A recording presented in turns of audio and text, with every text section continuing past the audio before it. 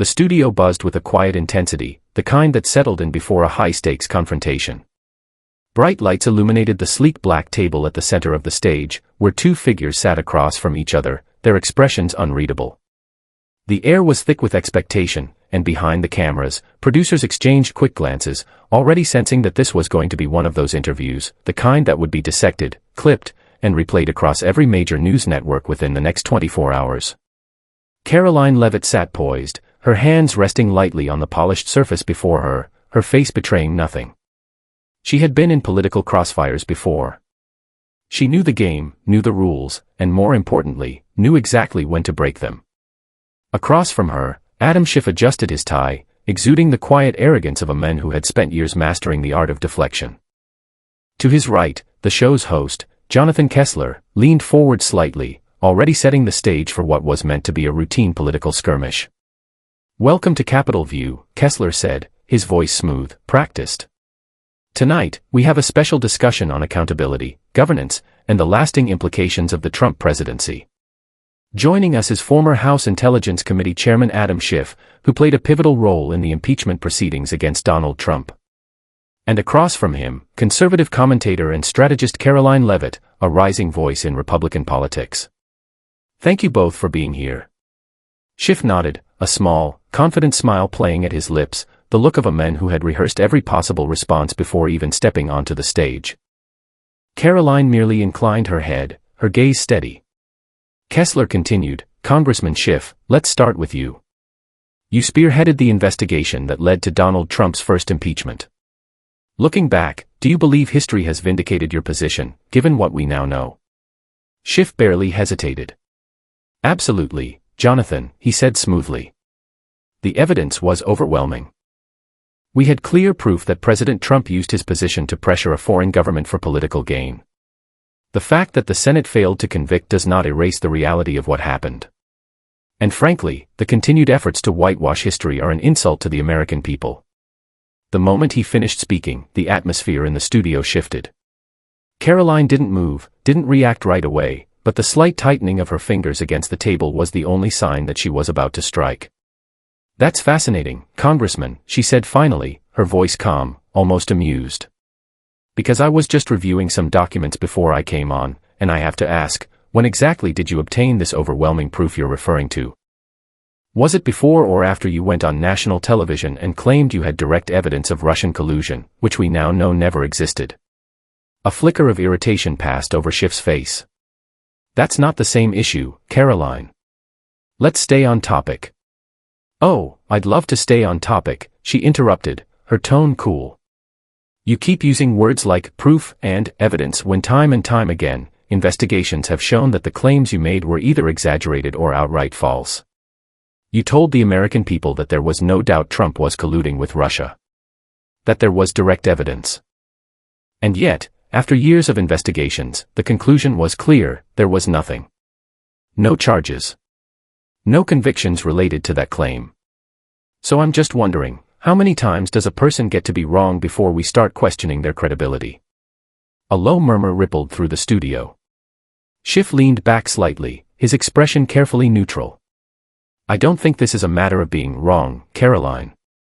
It's a matter of national security, of intelligence assessments that—" Karoline lifted a hand. "No, Congressman. It's a matter of you misleading the American people. And now you're doing it again, acting like Trump's impeachment was some undeniable moral victory when, in reality, it was a political maneuver that collapsed under its own weight. Your own party abandoned the second impeachment trial before it even had a chance to gain traction. And yet, here you are, still selling the same narrative." Schiff exhaled sharply, forcing a smile. "Karoline, I understand the need to play to your audience, but let's be serious. The facts are the facts." "Exactly," she shot back. "So let's talk about some actual facts. Fact, you sat on intelligence committees for years, leaking strategically, pushing media narratives that turned out to be false. Fact, you stood in front of the country and promised that you had seen evidence with your own eyes that justified a years-long investigation, and yet no such evidence ever materialized. Fact, when the impeachment trial actually took place, not even all of your colleagues believed the case was strong enough to warrant conviction. Those are facts, Congressman. And you can't spin your way out of them. For the first time, Schiff hesitated. It was only a second, barely noticeable, but it was there. Kessler jumped in, his voice slightly higher than before, trying to regain control. All right, let's. Jonathan, if I may, Schiff said quickly, turning back to Karoline. I think it's important that we recognize what's happening here. Ms. Leavitt is engaging in revisionist history, cherry-picking moments to fit a partisan agenda. Partisan. She laughed, shaking her head. That's rich coming from you. I'm not the one who spent years weaponizing intelligence reports for political gain. I'm just reminding people of what you actually said. But I get it, accountability is a foreign concept in Washington. Schiff's jaw tightened, but he didn't speak. Karoline leaned forward slightly. You want to talk about history? Let's talk about it. But we're going to talk about all of it. Not just the parts that make you look good. And just like that, the entire dynamic of the interview had changed. Schiff forced a tight smile, the kind a seasoned politician wears when he knows he's being cornered but refuses to admit it. He shifted in his seat, adjusting his tie as if physically resetting his approach. He had sparred with hostile interviewers before, faced congressional hearings where he was grilled by political opponents, but there was something different about Karoline Leavitt. She wasn't like the mainstream media figures who lobbed pre-approved questions in his direction or the grandstanding congressman who delivered monologues instead of questions. She was methodical, relentless, and worst of all for Schiff, she had receipts. Ms. Leavitt, he began, his voice measured, I understand the strategy here. You're trying to create a moment, something that can be clipped and shared online for a viral reaction. But let's not lose sight of the bigger picture. Donald Trump was impeached because he endangered national security, because he attempted to pressure a foreign government into interfering in our election. He turned to the host, Kessler, as if seeking reassurance. That is not a debatable point. That is a fact, and history will remember it that way. Karoline exhaled through her nose, shaking her head slightly. You know what's fascinating, Congressman? Every time you're confronted with facts that contradict your narrative, you resort to the same tired tactics, deflection, misdirection, and a convenient appeal to history as if that's some kind of get-out-of-jail-free card. She placed a hand on the table. But let's break this down. You claim Trump pressured Ukraine into investigating the Bidens. That was your entire justification for impeachment. And yet, the actual transcript of the call between Trump and President Zelensky, something you conveniently misrepresented in your opening remarks during the impeachment hearings, shows no direct threat, no quid pro quo. Zelensky himself stated multiple times that he never felt pressured. The aid was released. So tell me, Congressman, where exactly is the crime? Schiff opened his mouth, but Karoline didn't give him the chance. Because while we're on the subject of facts, let's talk about what else was happening behind the scenes. You and your colleagues in the Democratic Party had been floating impeachment as a strategy since before the phone call even happened. In fact, she reached down and picked up a stack of papers. I have here a series of internal communications from House Democratic leadership, where members were discussing how to frame an impeachment narrative in early 2019. Before the Ukraine call. Before any of this was public. Would you like to explain that? Schiff blinked. I'm not done. Her voice was sharper now, slicing through the tension like a knife. You misled the American public when you stood on that congressional floor and fabricated your own version of the Trump-Zelensky call, adding in words that were never spoken. You misrepresented intelligence reports to the media to bolster a false narrative of Russian collusion. You personally met with the so-called whistleblower before the complaint was even filed, despite repeatedly claiming otherwise. And yet, you sit here with that smug little grin and pretend like you're the voice of truth. Schiff's expression hardened. I will not be lectured on truth by someone defending Donald Trump. Oh, but you will be, Karoline shot back. Because this isn't about defending Trump. This is about holding you accountable for what you did to this country. You, Adam Schiff, were one of the chief architects of the most divisive political hoaxes in modern American history. You spent years peddling lies to the American people, and now that those lies have been exposed, you want to pretend they never happened. I won't let you. The energy in the studio had shifted. The audience, which had been largely silent, was now murmuring. Some leaned forward, riveted. Even Kessler, the host, looked visibly uneasy, as if realizing he was losing control of the narrative. The producers were likely scrambling in the control room, debating whether to cut to commercial. Schiff, meanwhile, looked as if he was calculating his next move with the precision of a man defusing a bomb. Ms. Leavitt, I find it incredibly ironic that you're accusing me of lying when you are sitting here pushing right-wing conspiracy theories. Karoline actually laughed. Conspiracy theories? Congressman, these are your own words. She reached for another set of papers and held them up. Here's a transcript from 2018, where you told MSNBC that you had personally seen direct evidence of Trump's collusion with Russia. Here's another interview where you promised the public that Robert Mueller's report would prove criminal activity. And here's Mueller's actual report, stating that no such evidence existed. So tell me, Congressman, were you lying then, or are you lying now? Schiff clenched his jaw. His face, normally smooth and composed, now betrayed a flicker of something that looked almost like panic. You are distorting my statements. Oh, am I? Karoline leaned in slightly. Then let's clarify. Right here, right now. In front of millions of viewers. Did you or did you not have direct evidence of Trump's collusion with Russia? Schiff hesitated. It was only a fraction of a second, but it was enough. Karoline's lips curled into the faintest smirk. That's what I thought. Kessler, sensing an opening, tried to steer the conversation back to safer ground. All right, let's take a step back. No, let's not, Karoline interrupted, turning her attention to the camera now. Because this is what politicians like Adam Schiff do. They count on people not remembering. They count on media figures like you to change the subject when things get uncomfortable. But the American people deserve better than that. They deserve answers. They deserve accountability. Schiff's fingers twitched against the table. He was used to aggressive interviews, but this wasn't just an attack, it was a dismantling. Karoline turned back to him. You weaponized impeachment for political gain. You wasted millions of taxpayer dollars chasing phantoms. You lied repeatedly about evidence you never had. And now, when faced with your own words, all you can do is deflect and play the victim. She leaned back, shaking her head.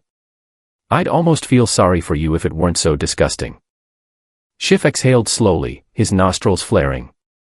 You can sit here and grandstand all you want, but at the end of the day, history will remember Donald Trump as a twice-impeached president, and no amount of spin will change that. Karoline met his gaze evenly. You're right. History will remember. She paused, then added, and it will remember you as the men who lied to create those impeachments. Silence. Kessler cleared his throat, visibly flustered. We need to cut to a break. But before the cameras faded to black, they caught the unmistakable image of Adam Schiff, gripping the edge of the table just a little too tightly, his mask of composure cracking. The cameras cut back in, and the studio light seemed almost harsher now, illuminating the tension that had settled over the set. Adam Schiff sat rigid, his shoulders squared, but his fingers remained clenched against the table as if holding on for stability. Karoline Leavitt, by contrast, was relaxed, exuding the quiet confidence of someone who knew they had their opponent on the ropes. The audience wasn't just watching anymore, they were waiting. They could feel the shift, the imbalance in power, and now it was only a question of how much further Karoline would push before Schiff snapped. Jonathan Kessler, the host, was visibly rattled. He had moderated countless interviews, but this was something different.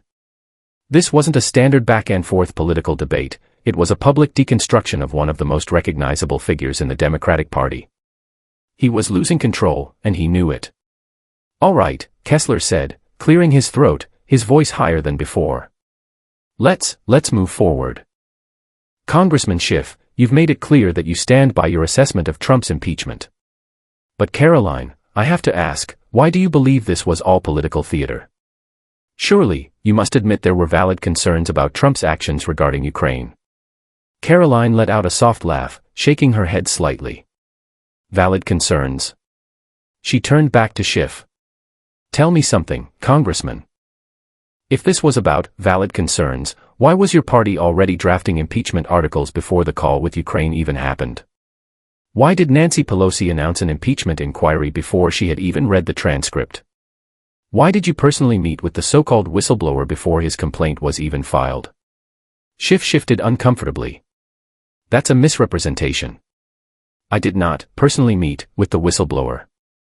Karoline raised a single eyebrow. Your office coordinated with him before he even filed his report. Is that incorrect? Schiff hesitated for half a second too long. My office follows standard procedures when receiving intelligence concerns. Except, Karoline cut in, her voice still calm but razor-sharp, this was not standard. This was orchestrated. The timeline makes it clear. You and your colleagues were looking for something, anything, to justify impeachment, and when this call came to light, you pounced. It didn't matter that there was no explicit quid pro quo. It didn't matter that Ukraine never even knew aid was being temporarily withheld. It didn't matter that Zelensky himself denied feeling pressured. What mattered was creating a scandal where there wasn't one. Schiff let out a short, humorless laugh. That's absurd. The evidence spoke for itself. Karoline's expression didn't waver. The evidence? You mean the same evidence you fabricated when you read a false version of the Trump-Zelensky call on live television? A ripple of reaction moved through the studio. Schiff's jaw tightened. Kessler, sensing danger, stepped in. To be fair, Congressman Schiff later clarified that his statement was a parody meant to illustrate the nature of the call. Karoline turned to him, her eyes sharp. A parody? That's the defense. The chairman of the House Intelligence Committee, standing before the American people during an impeachment inquiry, knowingly misrepresented the words of a sitting president, and his excuse was that it was just a parody. Tell me, Jonathan, would that excuse have worked if a Republican had done the same? Kessler opened his mouth, then closed it. Schiff, however, seized the moment. Ms. Leavitt, let's be honest about what's happening here.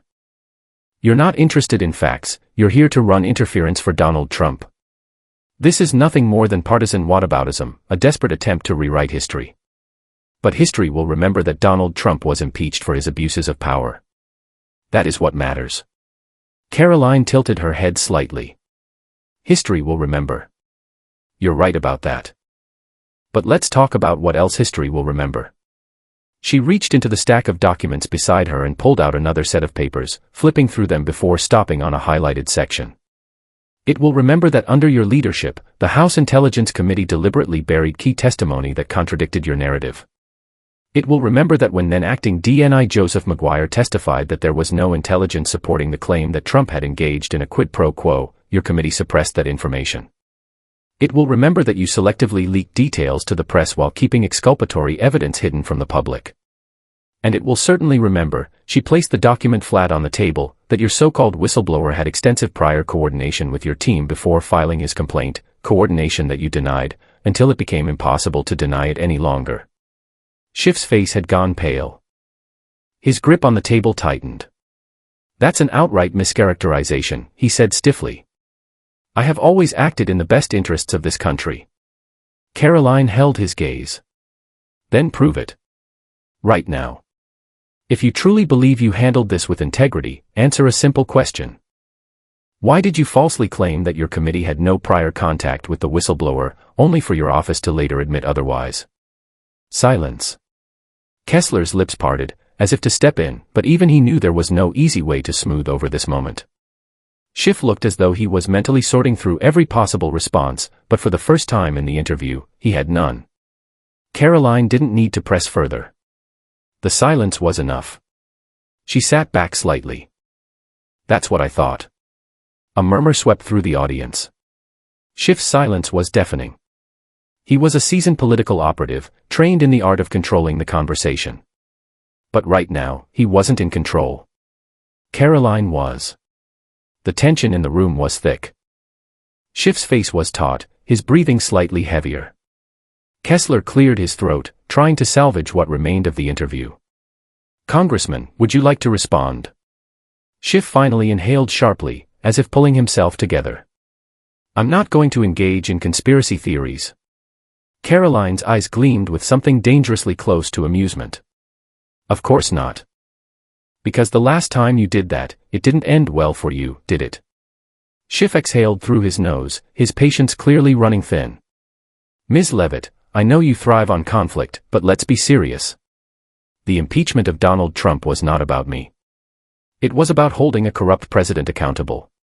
And if you or your party actually cared about integrity, you wouldn't be sitting here defending a man who I'm not here to defend Trump, Karoline interrupted smoothly. I'm here to expose you. Schiff flinched. It was small, barely perceptible, but it was there. Karoline continued, her voice dropping just slightly, making every word land heavier. You built your career on deception. You stood before the American people and told them you had proof of crimes that never existed. You leaked selectively, misrepresented intelligence, and smeared innocent people to serve your political agenda. And now, sitting here, with nowhere left to run, all you can do is sputter out weak accusations and hope nobody notices that you've run out of excuses.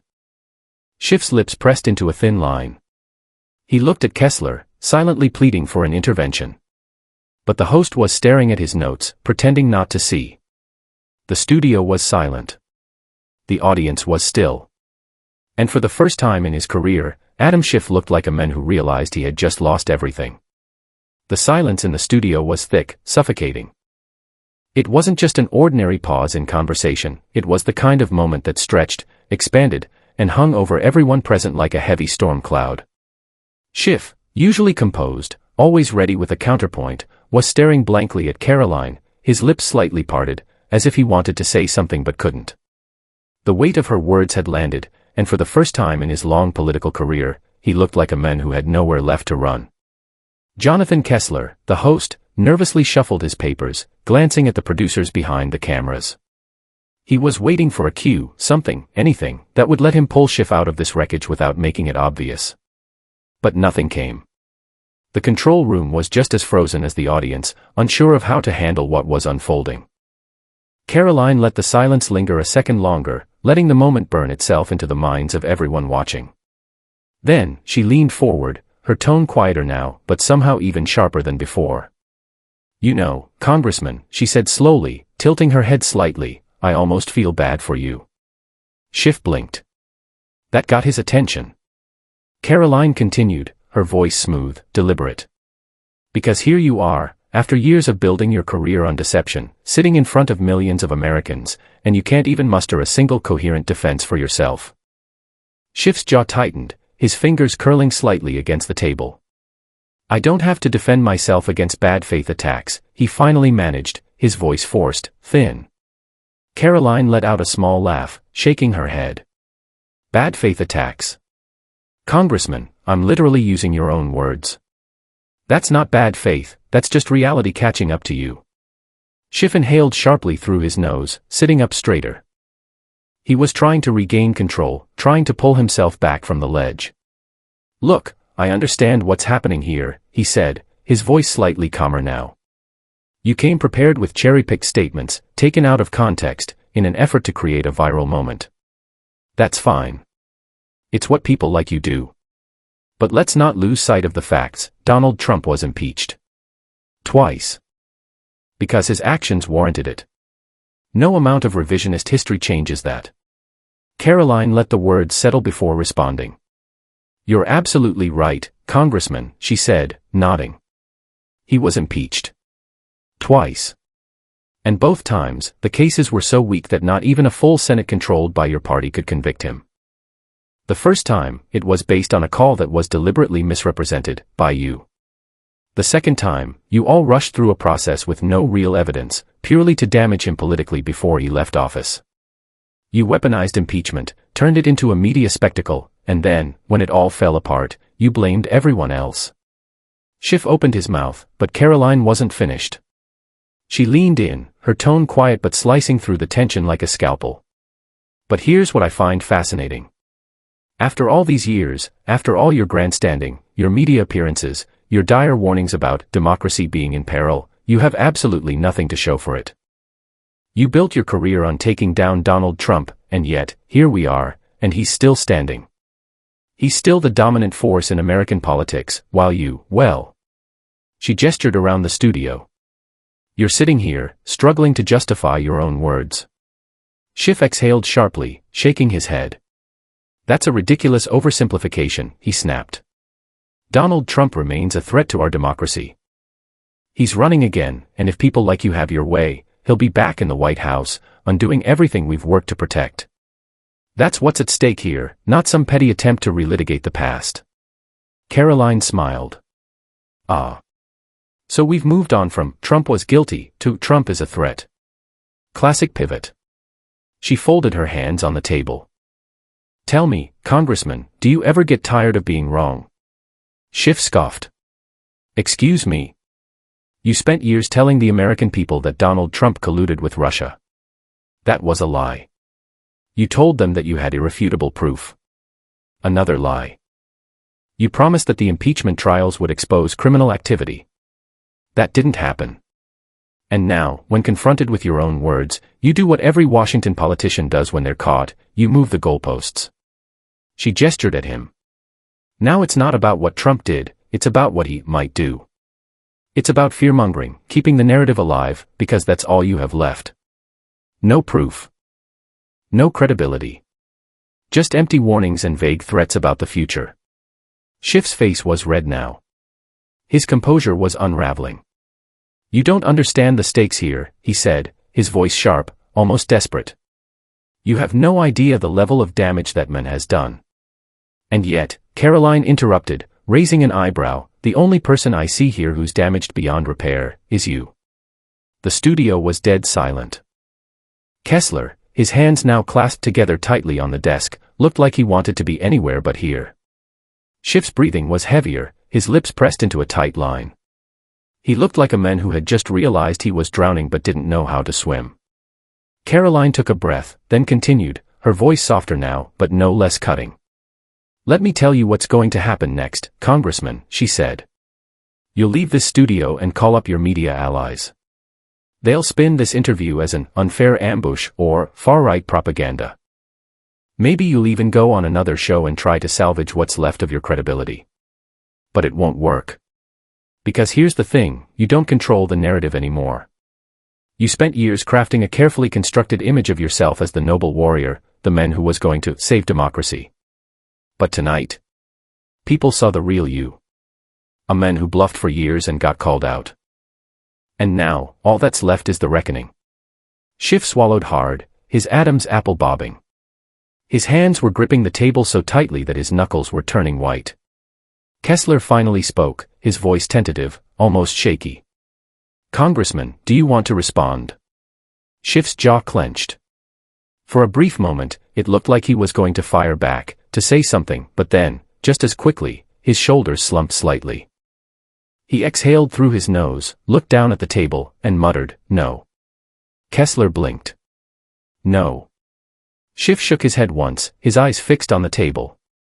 "I have nothing else to say." The studio was so quiet that the hum of the cameras could be heard. Kessler looked almost stunned. He had expected Schiff to fight back, to try and reclaim control. But instead, Schiff looked defeated.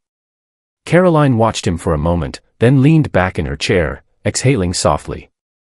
She had done what no one else had managed to do, not just expose Adam Schiff, but make him acknowledge, in real time, that he had no defense left. And for the first time in his career, Adam Schiff had nothing left to say. The silence stretched unbearably, thick and suffocating like a fog rolling in over the wreckage of a battlefield. Schiff sat motionless, his gaze locked onto the table as if staring hard enough at the polished surface would somehow undo the last several minutes. He had spent years mastering the art of political combat, of weaving narratives so tight that even when pulled apart, they still seemed plausible. But now, sitting under the blistering lights of a live broadcast, he had nowhere left to hide. And Karoline Leavitt knew it. She could have let the moment linger, could have savored the quiet humiliation settling into Schiff's rigid shoulders. But she wasn't done yet. No, this wasn't just about exposing him, it was about dismantling him completely, piece by piece, until all that remained was the raw truth he had spent years evading. Nothing else to say, she repeated softly, tilting her head as if in contemplation. That's interesting, Congressman. Because for the past 6 years, you never seemed to run out of things to say. She lifted her hand slightly in mock amazement. Endless interviews. Countless press conferences. Dramatic speeches in front of Congress. You had a lot to say then. She leaned forward, her voice dropping just enough to force everyone to listen closer. But now. Now that the lies have caught up to you, now that you're sitting here in front of millions of Americans who can see through the smoke and mirrors, now you're suddenly out of words. Schiff inhaled sharply through his nose, forcing himself to look up at her. His jaw was tight, his mouth pressed into a thin line. The flicker of anger behind his eyes was unmistakable, but for the first time tonight, there was something else there too. Frustration. Helplessness. "I came here tonight to have a real discussion," he said, his voice measured but taut. "Not to be subjected to a bad faith interrogation by someone who has no understanding of how intelligence operations actually work." Karoline let out a short, humorless laugh. "Intelligence operations? Oh, that's rich. Congressman, you weren't running intelligence operations. You were running a political smear campaign. And the worst part? You weren't even good at it." She picked up another document, flipping through it as if she had all the time in the world. "You want to talk about intelligence? Let's talk about the Steele dossier, the document that you and your colleagues held up as the holy grail of evidence, the foundation for years of investigations, years of baseless accusations. The same document that was later proven to be unreliable, funded by political operatives, and based on zero verified intelligence. And yet, you sat there, looked the American people in the eye, and swore it was credible. Tell me, Congressman, was that intelligence operations? Or was that just you playing political hitman?" Schiff clenched his fists under the table. "That's a gross mischaracterization." Karoline cut him off. "Is it? Because here's the problem, you weren't just wrong, you were deliberately wrong. And people suffered for it. You didn't just go after Trump. You went after his advisors, his family, innocent people whose lives were upended because of your lies. You dragged them through hearings, fed leaks to the media, watched as their reputations were destroyed, and for what? So you could stand here now and pretend like it was all some noble pursuit of justice." Schiff exhaled, shaking his head slightly, trying to regain his footing. The intelligence community assessed that there were significant concerns. The intelligence community, Karoline interrupted, her voice now sharper, also concluded that there was no evidence of collusion. But you didn't care about that part, did you? You cherry-picked what suited your agenda, ignored everything that didn't, and then had the audacity to stand in front of the American people and claim you were acting in good faith. She gestured toward him. And now that you've been exposed, your only defense is to hide behind vague references to national security and intelligence operations. That's pathetic, even for Washington. Schiff's face darkened, his patience fraying at the edges. You can sit there and grandstand all you want, but the fact remains, Donald Trump was impeached. His actions warranted it. And whether you like it or not, history will remember that. Karoline's expression didn't change, but there was something in her eyes now, something sharp, something almost amused. You're right, Congressman. History will remember. But not in the way you think. She reached for yet another document, this time sliding it across the table toward him. Do you know what this is? Schiff hesitated before glancing down at it. His eyes scanned the heading, and whatever color remained in his face drained away. Karoline's voice was like ice. That's a newly unsealed email exchange between your office and certain media figures. You remember, back when you were selectively leaking classified information to the press to push your narrative. That's your name right there. Your words. Your coordination. She leaned in just slightly. So tell me, Congressman, do you want to talk about election interference? Because this, she tapped the document, this looks an awful lot like a deliberate effort to manipulate public perception for political gain. And you were right at the center of it. Schiff swallowed, but no words came. Karoline didn't stop. She didn't need to stop. For years, you accused others of being threats to democracy. You called them traitors. You smeared their names. But the truth is, the real threat was people like you, the ones who lied to the American people, who abused their power, who weaponized their positions to control the narrative and silence anyone who got in your way. She exhaled, shaking her head. And you want to sit here now and pretend like you were the hero in this story? That's not just dishonest, it's delusional. Schiff's hands curled into fists against the table. He opened his mouth, maybe to deny it, maybe to spin it, but nothing came out. The words were stuck, suffocated by the weight of the evidence laid out before him. Jonathan Kessler finally spoke, his voice hesitant. Congressman, would you like to respond? Schiff sat there for a moment, breathing heavily through his nose, his gaze locked on the table. Then, slowly, he shook his head. No, he said, barely above a whisper. Karoline studied him for a second before nodding once. That's probably the smartest thing you've said all night. The studio was silent. Even the producers in the control room had stopped trying to intervene. The moment had swallowed everything, the spin, the pre-approved talking points, the carefully crafted illusions. And in the center of it all, Adam Schiff sat exposed. Powerless. Defeated. The weight of the moment pressed down on the studio like an anvil. Adam Schiff sat frozen, his fingers curled into fists against the smooth surface of the table, his eyes locked onto some invisible point in front of him. The mask of confidence he had worn for years had cracked, leaving behind something raw, something uncertain. He had walked into this interview expecting to do what he had always done, spin, deflect, control the narrative. But tonight, for the first time in his career, he had run out of exits. Karoline Leavitt leaned back slightly, studying him, allowing the silence to stretch just long enough for the weight of it to settle in. She had watched politicians crumble under pressure before, but this was different. This wasn't just a man struggling to answer a tough question, this was a man who had just realized, in real time, that he had lost. Jonathan Kessler, the host, shifted uncomfortably in his seat. His fingers hovered over the papers in front of him, as if searching for a lifeline, a way to break the suffocating tension in the room. The control room wasn't feeding him anything, no instructions, no desperate attempt to pivot. Everyone was watching the same thing unfold, the slow-motion collapse of Adam Schiff. Karoline exhaled through her nose, shaking her head slightly. "You know, Congressman," she said finally, her voice quieter now, almost reflective, "when you first started this whole crusade, I'm sure you convinced yourself you were on the right side of history. Maybe, for a little while, you even believed it. But somewhere along the way, it stopped being about truth and started being about power. About control. About making sure the American people saw the world the way you wanted them to see it, whether it was real or not."